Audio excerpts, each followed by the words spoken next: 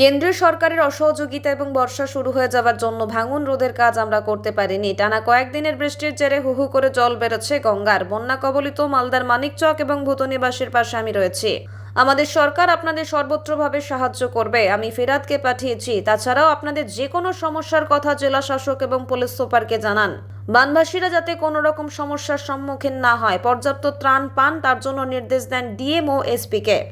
মালদার মানিকচক ব্লকের গোপালপুর অঞ্চলে বন্যা কবলিতদের হাতে ত্রাণ তুলে দেবার পর মন্ত্রী ফিরহাদ হাকিমের ফোন থেকে লাউড স্পিকার করে বানভাসীদের উদ্দেশ্যে এই কথা বললেন মুখ্যমন্ত্রী মমতা বন্দ্যোপাধ্যায়।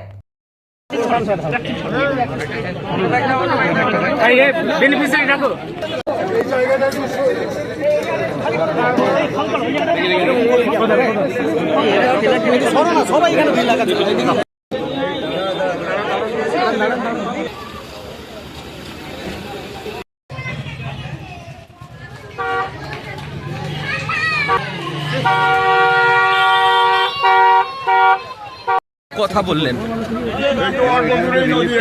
রয়েছে। হ্যাঁ,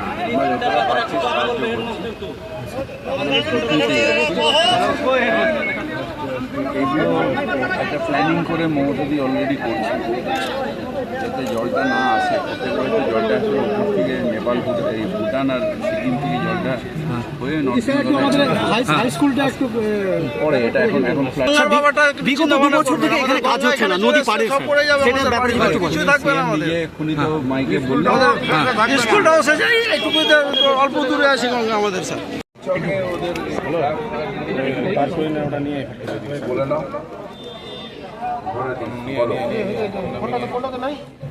পাঁচটা 10টা নিয়ে 10টা নামা, দুটো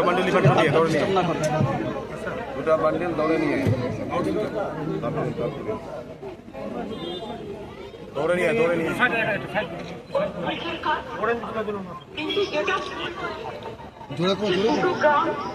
নদী কেটে দেওয়ার ফলে জলটা হুড়ুর করে ঢুকেছে এবং গবাদি পশু উঠতে দুজন মারা গেছে নৌকায় করেছে। এখন নৌকার পারাপারটা দয়া করে করবেন না। গবাদি পশু আটকে গেলে গভর্নমেন্ট আপনাকে গবাদি পশু দিয়ে দেবে, কিন্তু নিজের প্রাণটা বাঁচান।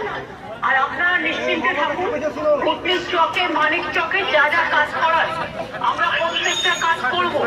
কালকেও আমি 7-8 জন পরশুদিন পাঠিয়েছিলাম, আমাদের গভর্নমেন্ট অফিসার তারা সব সামনে করে এসছে।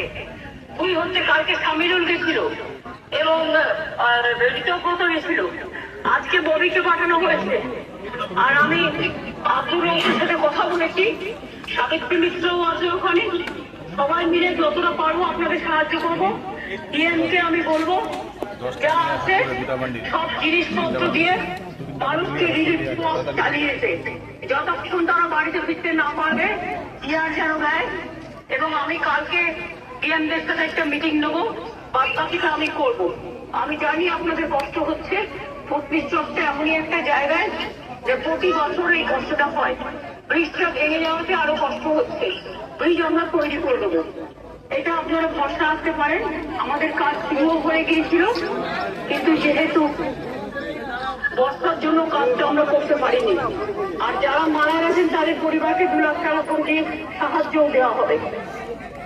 ববিকে পাঠিয়েছি, বাদ বাকি কিছু বলার থাকলে ওকে বলে দিন, আমি শুনে নেবো। আর ডিএমও আছে, ডিএমকেও আমি বলবো ডিএমএসপি কে মানুষ যেটা বলছে সেটা শুনে নিচ্ছে। ওদের রিলিফে যেন কোনো ঘাটতি না হয়। Madam followed madam